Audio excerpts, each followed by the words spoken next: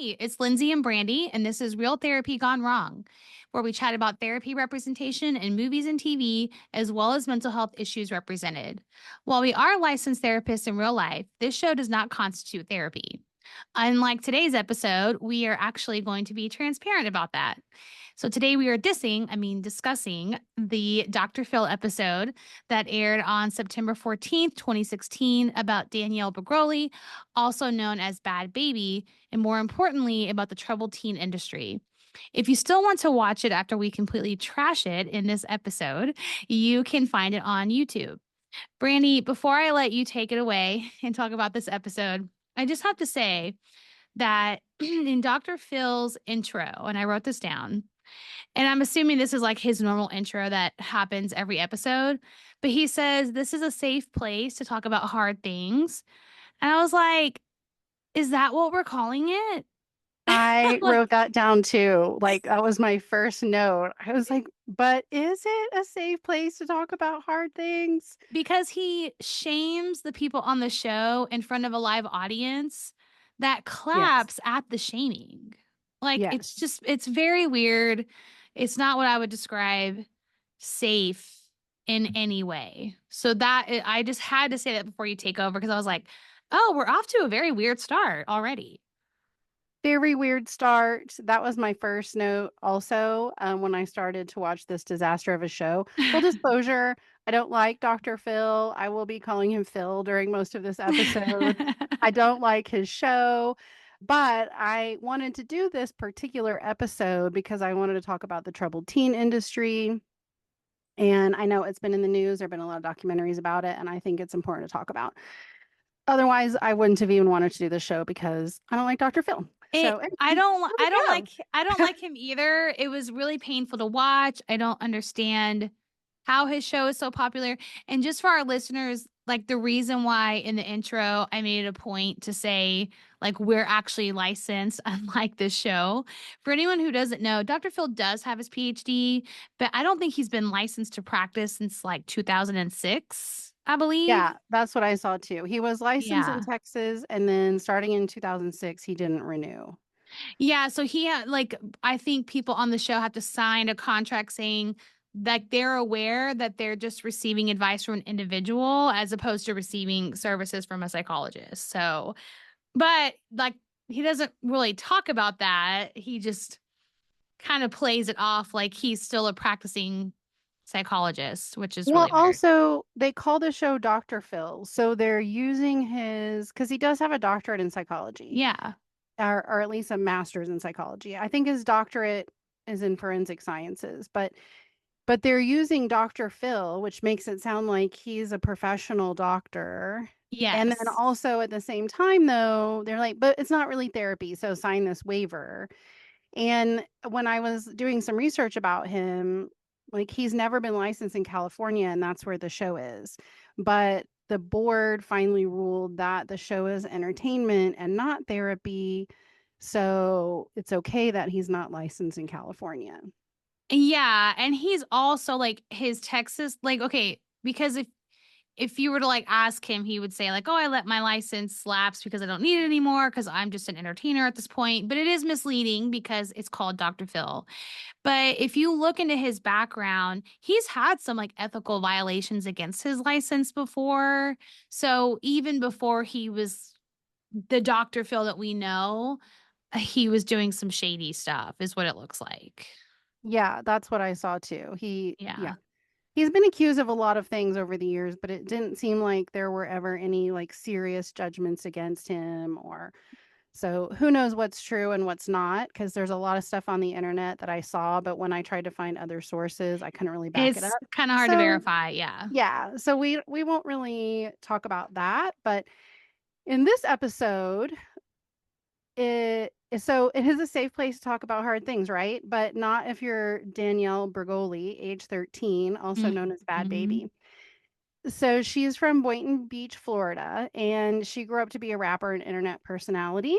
I didn't really know who she was until I watched a documentary where they interviewed her. Mhm. But when she was 13, she had this misfortune of being dragged onto the Dr. Phil show by her mother, Barbara Ann.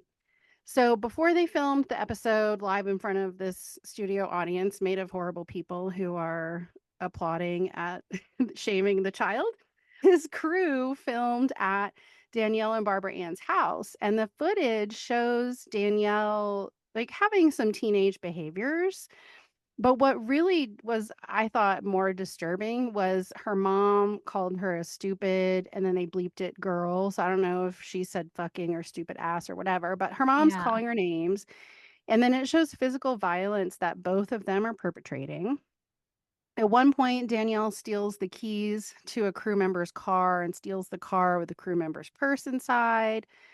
They show footage of Danielle twerking on a car wearing a thong, and they just, like, blur over her butt, which I Mhm. felt like was just really inappropriate because again, she's 13, and And also unnecessary to the yeah, episode, like, they're talking about all this grand theft potential charges, and now they're showing her twerking outside. It's like, what does that have to do with her stealing cars?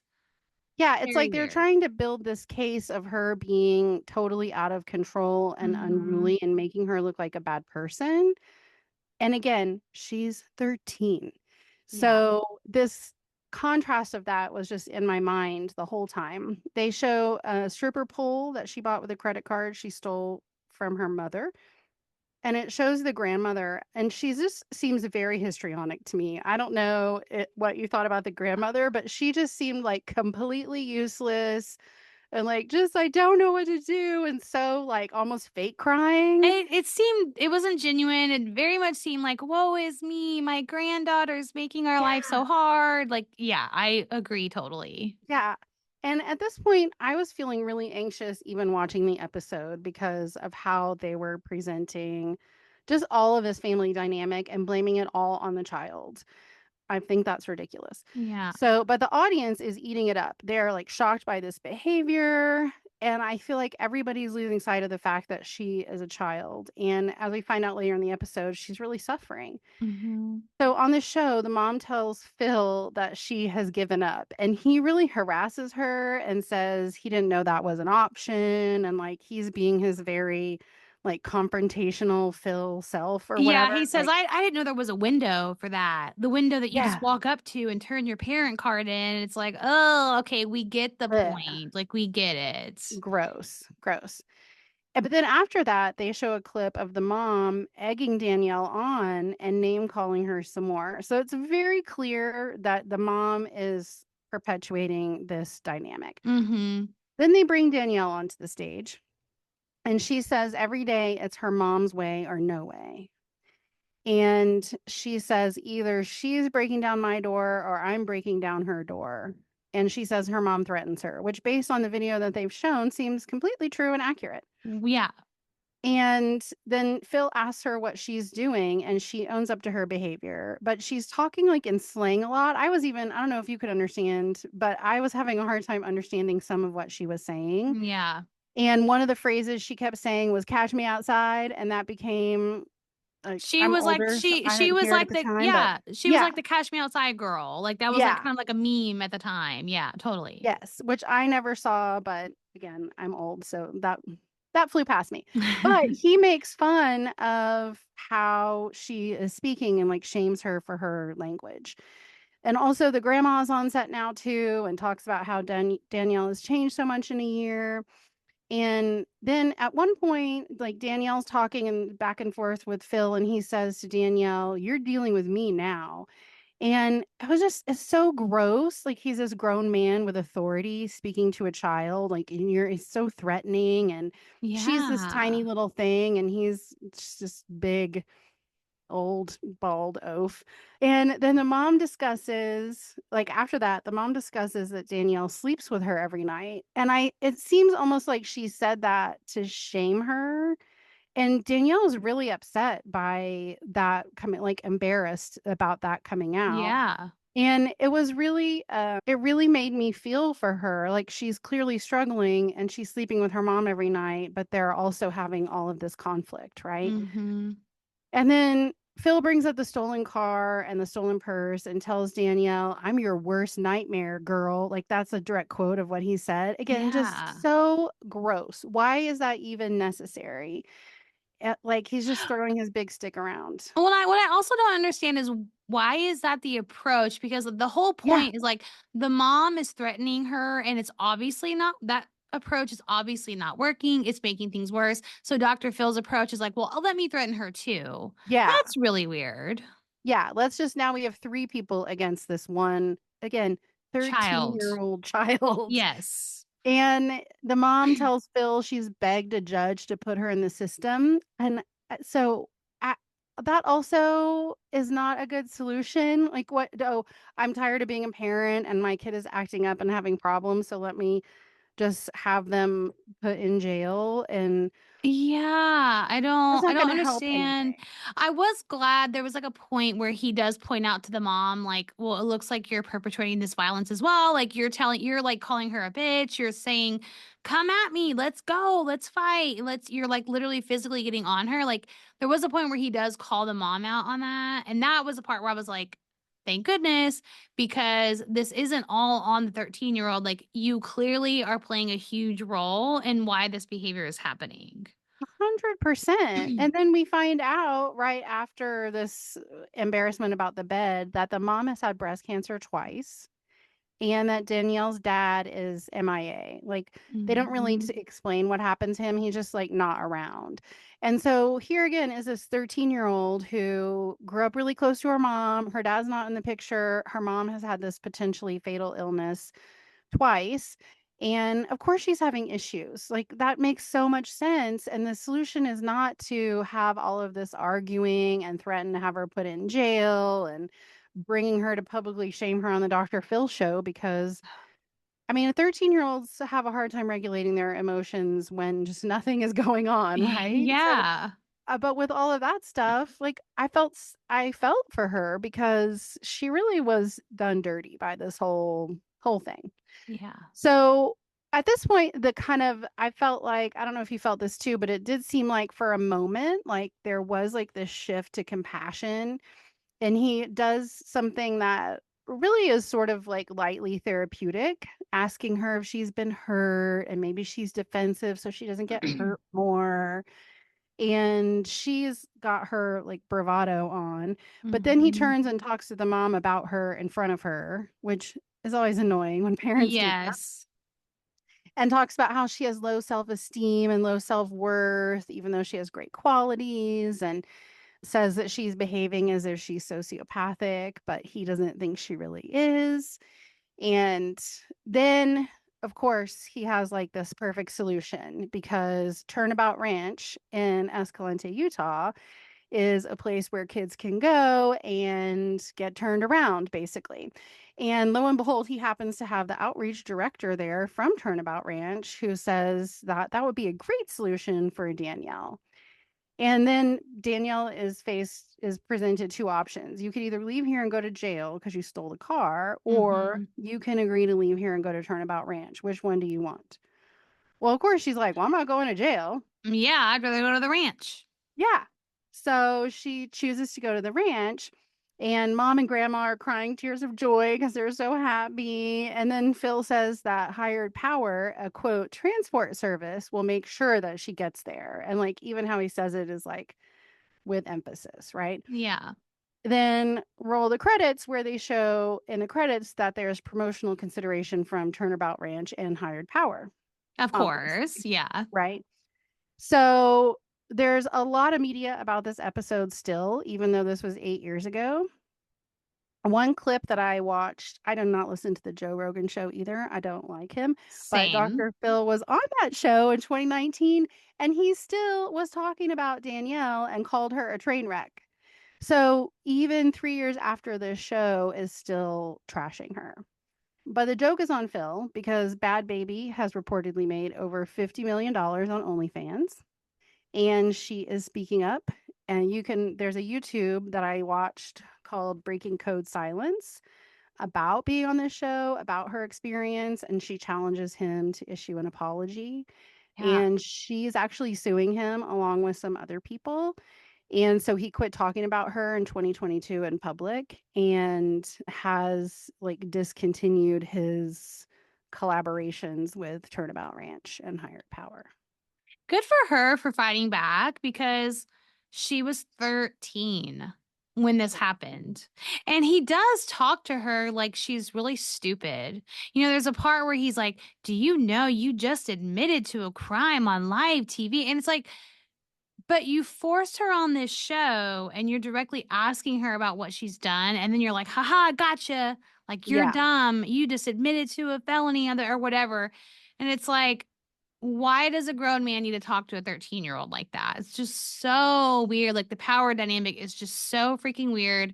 And I could not imagine what she was thinking and feeling at the time being Well, on I'm sure there. she was in fight or flight. Like, Totally. She it's like a traumatic response because you're in a traumatic situation. I would be yes, very traumatized being on a show with a live audience being shamed. 100%. I mean, I wasn't traumatized by watching it, but I certainly felt like dysregulated. Like I was Yes. really dysregulated watching this man berate this child and also knowing about the troubled teen industry and what happened to her at that ranch and what happens to kids in these situations. Yeah. And one of the themes is that they have some kind of horrible thing that has happened in their lives. At least one, they've been sexually assaulted, or a parent died, or there's one that I watched called Kidnapped for Christ. And one of the Mm, boys that they talk to is gay. And that's why he was sent. So it's not like, some kids are born evil and we need to send them to these places where they get abused. It's like no. kids who have really serious mental health issues or gay kids who their parents are trying to convert them or whatever that get sent to these places. And it's really, and some of the ones that have been sent there have been sent for like not even big infractions, and it's really upsetting to watch. But I think it's important for us to talk about because this industry is a several billion-dollar a year industry, and it's And largely it unregulated. yeah, and there's a lot of reasons why this industry is so frustrating, but like the biggest, like most obvious one to me is that it puts all the onus on the kids, but like parents don't really have to do much. And I'm not when I say this, I don't mean like I don't know what it's like to be a parent that has a child with behavior that like is really difficult to deal with. Like I don't know what that's like, right? Like I could imagine like I understand on a certain degree if as a parent you ever were like I don't know how to help my kid, right? Like I'm really struggling with how to help them. Um so I'm not saying that's always like a parent's fault, but a lot of these situations like with this episode as an example, the parent is exhibiting just as horrible of behavior as their child is. And then they're like, well, it's their fault. They are going to go off to this ranch. And then my question is when they get home from the ranch, what's going to change at home? Dr. Phil actually talked about that in that Joe Rogan clip, Mm, that she did great at the ranch, quote unquote, and within like a day of being home, I guess on social media, the mom found some people judging her or judging the situation mm-hmm. and was like calling those people and Oh, like stirring stuff up. And then Dr. Phil decided to have them both back on the show, and he didn't have the audience there. And he said it was like less than a 15-minute interview because he said they didn't have anybody to play to, which I do think that probably is accurate because like this mm-hmm. dynamic seemed worse when people were around, right? Yeah. But I think it what should have happened with this family is family therapy. Like Yes. Yes. clearly this is a family dynamic issue, and Yes. putting it all on this 13-year-old to act like an adult when her mom wasn't acting like an adult and her grandmother was just a crying useless part of this. Like this is one reason why I don't see kids actually is because Mm-hmm. so many times it's about the parents, and I would have a really hard time being skillful about that with parents because it clearly the mom was the one who needed the intervention here. Absolutely. They needed family therapy. This is not the 13-year-old. It's not Danielle that just needs therapy and has to fix all this stuff. The dynamic at home is going to make it impossible for her to resolve all that on her own as a kid. For So, sure. oh So if she goes gosh. away and gets out of that and then goes back into it, of course it's the same thing because Yeah. the problem was not the kid. Yeah. Yeah. Yeah, Exactly. ridiculous. Okay, you want to talk about the troubled teen industry? Yes, I Okay. do. I did a very deep dive into this because it's sort of like cult adjacent, I think. And I am really fascinated by these types of things. So I used Wikipedia, a Guardian article that I'll talk about, and then there are some documentaries I watched, and I'll tell you about those too. But Okay. so the troubled teen industry includes residential treatment, wilderness camps, which these are largely like no toilets, no showers. There was one I read about where you got one quote bath a week, and it was literally one bucket of cold water that you got to bathe. So very like remote, Yeah. terrible conditions. Some that are like boot camps, and then some are called therapeutic boarding schools, but they're all largely unregulated And you're in like, almost every you're state. like, how does that work? How is therapeutic and boarding school in the same sentence? Well, and especially how could they say it's therapeutic based on how they treat the kids? So, Yeah. kids that get sent to these places often have learning disabilities or are mentally ill or have a hard time being emotionally regulated or they have like substance use disorder problems. There's a huge lack of oversight in by the state governments of these Hmm. places and the huge amount of profit potential. And so this creates a lot of corruption and abuse. It's like plus desperate parents, right? So if you're a desperate parent, you offer this solution, they'll pay anything. Like Turnabout Ranch for 100 days is about $40,000. Also, by the way, Turnabout Ranch is still open in Escalante, Utah.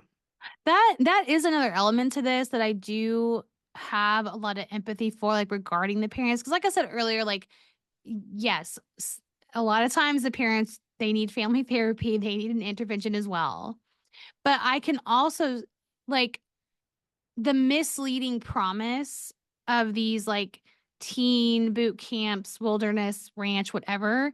I would imagine if you're a parent and you're really struggling with your kid, you don't know what to do. You're just like, I feel like I've tried everything, I'm helpless, whatever. And you have this institution saying, we'll help them with all these things. They'll come back. It'll be so amazing. I mean, as a parent, you would sign up for that, you know? Oh, yeah. And then it's so awful to see it's a false promise. And then you learn after the fact how traumatizing that experience was for your kid. And so now you're dealing with a child that's probably got PTSD and like new things happening now from that experience. So I even have empathy for that because I would imagine I've seen some of these documentaries where the parents feel awful Yeah. after. Well, and if you go to their websites, like I went to Turnabout Ranch's website, it looks great. I mean, Yeah. everything that they put on there sounds so great. And they have so many parent testimonials but what's under, first of all, do we know if those are true, those testimonials, right? And then what's under Right. the surface from watching these documentaries, like it seems like is wholly untrue what they say they're selling. But I could see for these desperate parents, if they don't get the right intervention and someone saying like you need family therapy or, you're like get over the fact that your kid is gay or like, different intervention. But I could totally see how as a parent and your kid is struggling and you want them to not be struggling, it would be easy to be taken in by this. And also Yes. I could see how like most people probably don't know that they're unregulated. I could see Yeah. how, oh, if it's really expensive, it must be great. Like, Yes. the Provo school in Provo Canyon School, which is where Paris Hilton was sent by her parents, Mhm. is about $12,500 a month, and the stay there averages 8 to 12 months. So, could Oh you my see like, god. oh, it must be good if people are sending their kids here and it costs this much? Like, that's what I would Yeah. probably have thought. That's what most people would think. I want the best of the best for my kids. So we'll Right. just spend all this Yeah. money to do it. Yeah, so the parents decide the kids need to go. They find a school. There's all this false advertising, false promises. The schools will provide, quote, pickup service, which is really controversial because like they talked about this in the Dr. Phil episode, what they do is they send people to the house in the middle of the night who basically kidnap the kid from their bed. So you're just like a teen asleep in your bed, and all of a sudden these strange men are in your room or women, and I mean, they will handcuff you. They'll do whatever they Oh have to my do to get you God. out of the house and deliver you to the place, which could take up to a day depending on where you start. If your kid's going to the Provo Canyon School and you live in Maine, that's going to take a while to get there, And right? they'll probably get in some kind of trouble if they try to resist too, right? Right. Like, no, you just got to come with us. Which, like, what person wouldn't freak out and want to resist if a stranger's trying to take you from your room?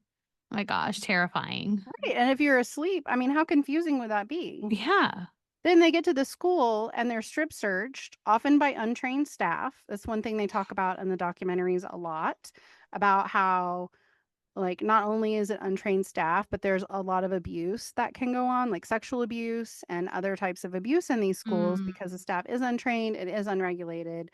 It's terrible. So I was looking into, like, when did this troubled teen industry, quote unquote, start? Which I hate that we even call it that. I think it's more an industry about taking advantage of parents and children. It's not about, again, it's not about the troubled troubled teen. teens. Yeah. Right. So the first one I could find was actually in 1967, and it was called CEDU, CEDU. And it was founded by a former Synanon member. I don't know if you've seen anything about the Synanon cult, but Hmm. it started as like an addiction cult, or well, they didn't start as a cult, but it was very confrontational. Like, if you watch a documentary about it, like, they will pick a person and then they will like scream at them for a long time. It's like super in your face, confrontational, and like you have problems because you're weak, and just like really break you down, kind of. Hmm. Very, like, I feel anxious thinking about it. So a person who was in that started this first place for teens. Well, and it His is this like troubled teen industry is Mhm. so close to a cult because at the core, it's all about breaking someone down and controlling them. Yes, That's it. That's a 100%. cult. Yeah. You broken down so much that you have no option but to stay. And they're told that they can't ask their parents to go home. They can't tell their Hmm. parents they're not happy. They can't tell their parents what's really happening. Otherwise, there's punishments. They're usually in places that are very remote. So, like, Turnabout Ranch is in a town, I think it has one stoplight, in the middle of nowhere. So, like, if you escape, where are you going to go? You're in the desert Yeah. in Utah. There's nowhere to go. So it is like lots of tough love, extremely confrontational, and it went out of business actually in 2005. So it was out there for a good long time. Another former Synanon member opened a school called the Elan School, and that operated from 1970 to 2011 and was closed because of abuse allegations. Hmm. Synanon also inspired the Worldwide Association of Specialty Programs, or WASP, which was like an umbrella for a lot of different troubled teen facilities. It is also no longer in business. In 1987, Scientology actually also ran a troubled teen place. Of So, course they of did. That course, tracks. Oh my of God. course, it's like a cult plus a cult. Some of the abuses that can take place are false imprisonment, like Hmm. shackled, handcuffed, things like that. Forced labor, there's a lot of forced labor. Like, you have to build your own place where you're sleeping, or you have to chop all this wood, or just all sorts of different types of forced labor. And not for like an hour, for like 16 hours a day kind of Yes, forced all labor. day from the minute you wake up until nighttime, you're doing Yes. this like excruciating labor. Yes. Yes. Lack of facilities, showers, toilets, that sort of thing. Just, lack of toilets. Basic stuff you And again, need. Yeah. if you're paying $12,000 a year or a month for your kid to go somewhere, you would probably think they have a toilet. Yeah, it needs to be some fancy ass toilets if I'm Right. paying 12 grand a month, you Yes. know, not a hole in the ground. There's torture that's used, like stress positions, like wall sitting, or one of the things Bad Baby said happened when she got to Turnabout Ranch was they made her sit inside essentially what she described sounded like a teepee with the doors open, but she had to sit there for 3 days, like, she couldn't lay down. So, that is a form of torture, It like, not letting is. someone lay down to sleep. There's convulsion therapy electroconvulsive therapy that is used at some of them. Strip searches, solitary confinement. Paris Hilton talked about that happening at the Provo Canyon School, and then just a lot of psychological abuse in various ways. In 2000 and since 2007, there have been bills that have been brought up before Congress about regulating these schools, and still as of today, none of those bills has ever passed to have a national some sort of regulation about this industry in these schools. I made a list of a few people that I wanted to talk about who died at these schools.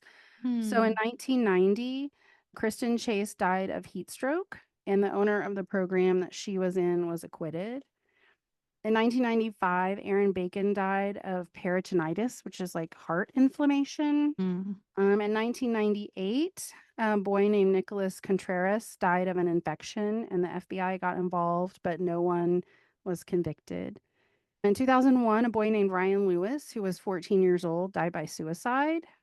Also that year, another 14-year-old, Tony Haynes, died after being forced to eat dirt. In 2002, a boy named Ian August died of heat exhaustion.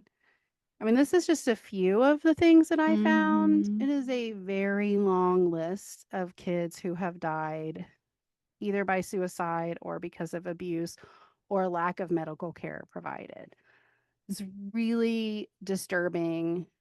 And again, these are not regulated in most states still as of our Well, recording. and it reminds me of like going back to Scientology. I think Yes, they have a whole thing about like not receiving like even if you had like a fever, it's like we don't believe in medication, we don't believe in calling the doctor. And so like people in Scientology have died from having a fever for too long, which is like in this day and age, I'm just like, why is someone dying from a fever? You know, there's so many things you could do to lower the fever or whatever, but just that like oh, it's just not what we do. yeah. It's so unfair. Also, what kind of monsters are forcing children to eat dirt? Yeah, what is the point of that?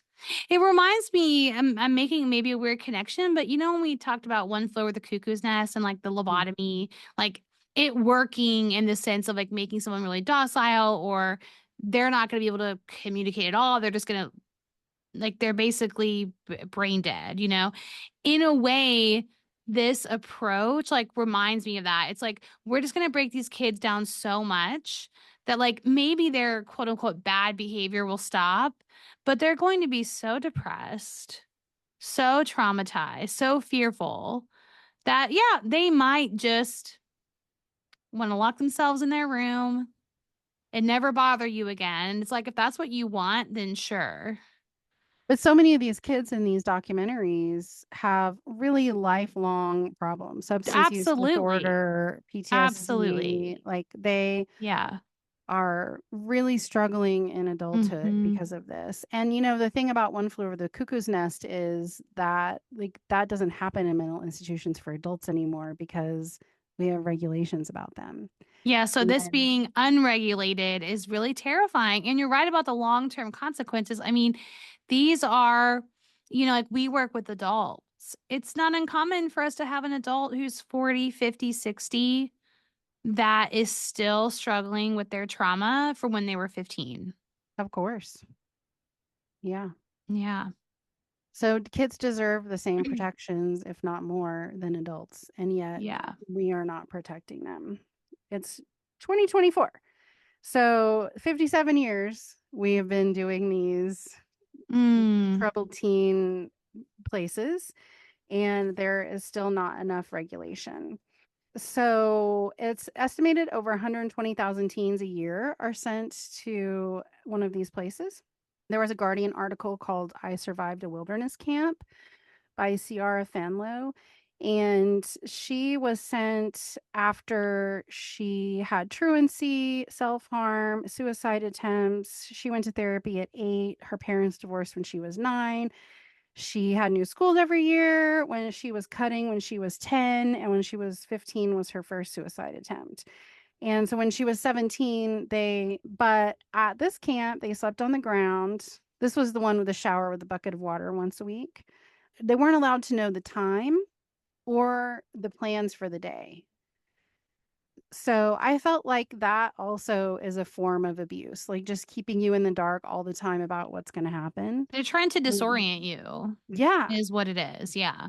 The water that they had access to was from cow ponds, and they treated the water with chlorine dioxide. She said that sometimes they would be getting water, and literally there would be a cow there taking a shit in the same pond where they were getting their water from. She threw up and was forced to carry the bag with her vomit in it for 5 days. She was forced to drink laxatives, and that was, like, part of the thing, like, everybody has to shit their pants once. What? And remember, you get 1 bucket of water once a week for your bathing situation. Yeah.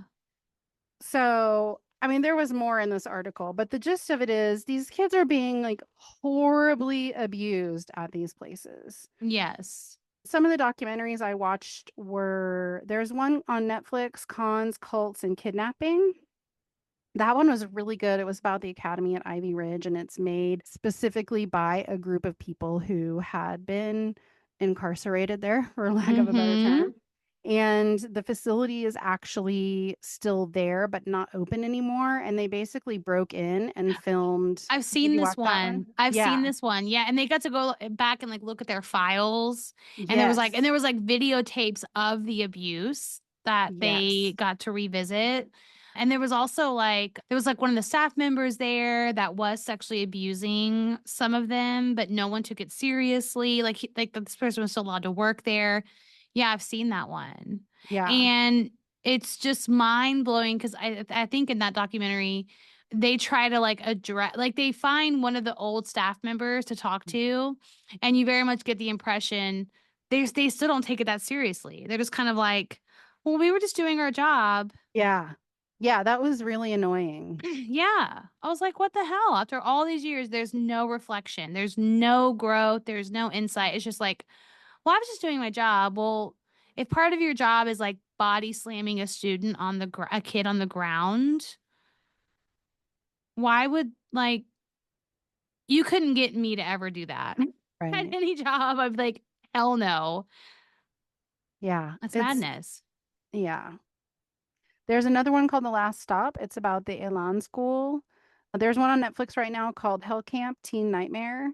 I think that's the one that talks about the Provo Canyon School as part of it and Mhm. has Paris Hilton.